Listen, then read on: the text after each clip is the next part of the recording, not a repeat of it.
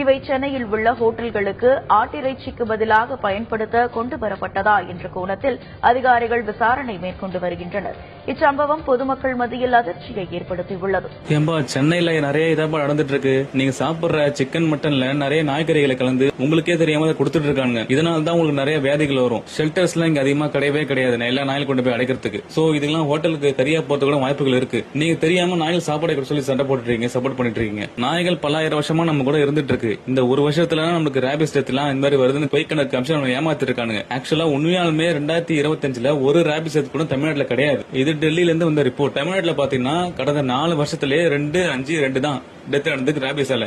கிரைமால இங்க ஏகப்பட்ட டெத் நடக்குது, ஏகப்பட்ட இஷ்யூஸ் இருக்கு தமிழ்நாட்டுல. முதல்ல அதெல்லாம் சரி பண்ணணும். செயின் இருக்கிறது, குழந்தை கடத்துறது, ரேப் பண்றது, கொலை பண்றது, இது போல ஏகப்பட்ட இஷ்யூஸ் இருக்கு. உடனே சொல்லுவாங்க அதுக்கெல்லாம் நடவடிக்கை எடுத்து தான் இருக்காங்க. நீங்க நடவடிக்கை எடுத்து என்ன பிரயோஜனம்? அதெல்லாம் திரும்ப நடந்து தானே இருக்கு. கடுமையான சட்டங்கள் அது கொண்டு வாங்க. அதெல்லாம் பண்ணக்கூடாதுன்னு ஒண்ணுமே இல்லாம அமைதியா இருக்க நாயில கொண்டு போயிட்டு அதுக்கு கருத்தடை பண்ணக்கூடாத பணங்கள் என்ன ஆகுதுன்னு நீதிபதி நீங்க தானே கேள்வி கேட்கணும். எல்லா நாய்க்குட்டியும் கூட்டு போயிட்டு கருத்தடை பண்ணி விட்டுருங்க. அது குட்டி போடாம பண்ணுங்க. சிக்கன் மட்டன் சொல்லி உங்க குழந்தைங்க ஆசையை விட்டு நாய்க்கறியை ஊட்டி பூனைக்கறியை ஊட்டி விட்டீங்கன்னா உங்களுக்கு தான் வியாதிகள் வரும். சுப்ரீம் கோர்ட் ஆர்டரை பயன்படுத்தி நிறைய சில எச்ச பசங்க இருக்காங்க.